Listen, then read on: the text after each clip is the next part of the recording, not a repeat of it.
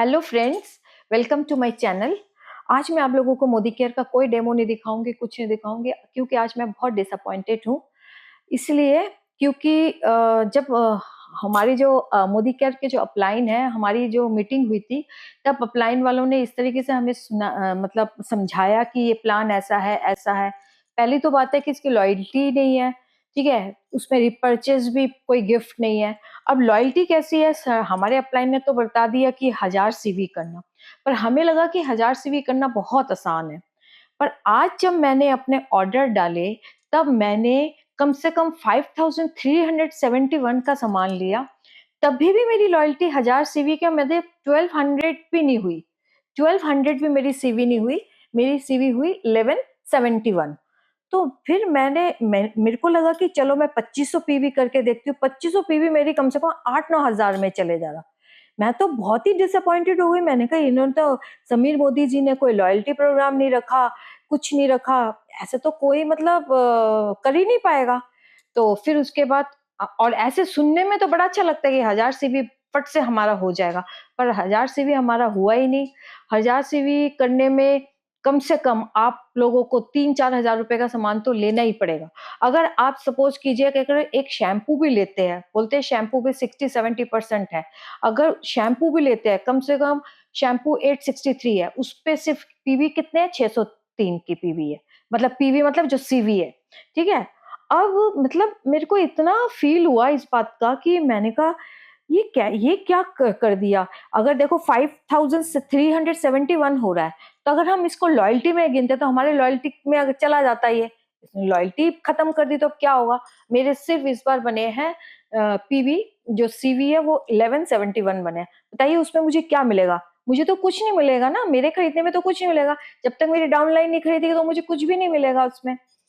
मतलब बहुत ही गंदा मोदी केयर का प्लान कर दिया है, तो अब तो दिल ही नहीं कर रहा करने का।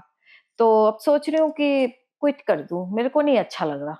मतलब पहले इतने खुशी-खुशी हम लोग करते थे, कम से कम मैं तो यही समीर मोदी जी से ये रिक्वेस्ट करूँगी कि पहले का ही प्लान ले आए, जब 16% का जो प्लान था वही पहले ले आए। कम से कम हम लोगों को ये तसल्ली तो है ना कि हमें परफॉर्मेंस बोनस जो मिलता है वो हमें मिलता रहे, पर वो भी नहीं मिलेगा।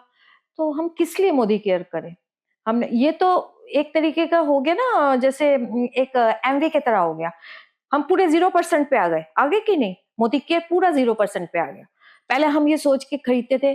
अब एक देखिए, मैं एक चीज़ बताती हूँ। मेरी एक डाउनलाइन है, नाम नहीं बताऊँगी, वो डाउनलाइन मेरी बहुत अच्छी परचेज़िंग करती है।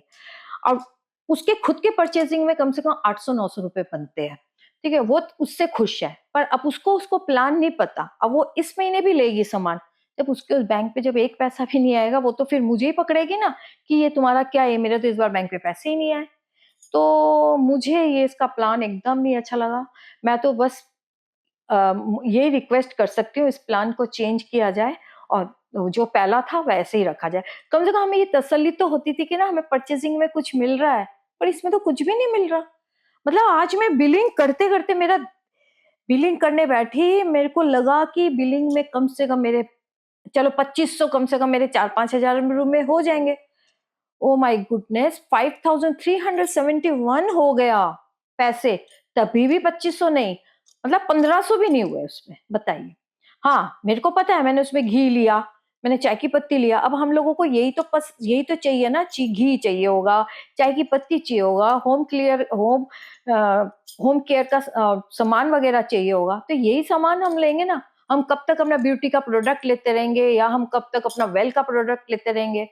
तो ये चीज़ पता नहीं, मेरे को ना सच में बहुत बहुत वो लग रहा है कि अब मैं सोच रही हूँ कि पता नहीं अब मैं नेक्स्ट मंथ लूँगी या नहीं, क्योंकि नहीं, इस मंथ तो मैंने ले लिया। पता नहीं अब नेक्स्ट मंथ का मेरा कुछ नहीं पता। ठीक है, अगर किसी को मोदी केयर अच्छा लगता है वो खुशी से करे, पर आज मैं बहुत डिसअपॉइंटेड हूँ, बहुत ज़्यादा।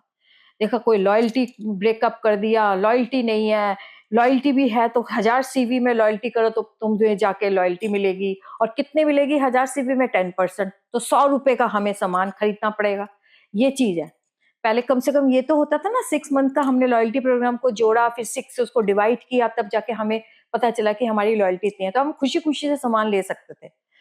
तो प्लीज़ फ्रेंड्स, मेरे को तो अच्छा नहीं लगा। अब आप लोगों को अगर अच्छा लगा तो बताना, किस-किस को अच्छा लगा। तो बस मैं यही कहना चाहती हूँ। Thank you. अब मेरे को ये बताइए मोदी केयर आप लोगों को कैसा लगा, उसका प्लान कैसा लगा, प्लीज मुझे कमेंट करके बताइएगा, और पता भी चले कितने लोगों को, शायद मैं ही गलत ना हूँ अपनी जगह पे, हो सकता है। तो प्लीज कमेंट करके कौन कहाँ से किस जगह से बोल रहा है, प्लीज मुझे कमेंट करके बताइएगा। ठीक है, थैंक यू। पर मैं इनके प्रोडक्ट्स के बारे में कभी मैं नहीं बोलूंगी इनके प्रोडक्ट्स खराब है, इनके प्रोडक्ट्स सारे बहुत अच्छे हैं। पर ये भी तो सोचा जाए ना, एक तो लॉयल्टी कूपन में इन्होंने घी भी बंद कर दिया। जो लॉयल्टी कूपन जो हम रिडीम करेंगे उसमें घी, तेल, खाने का, फूड फेवरेज का सामान ही पूरा बंद कर दिया।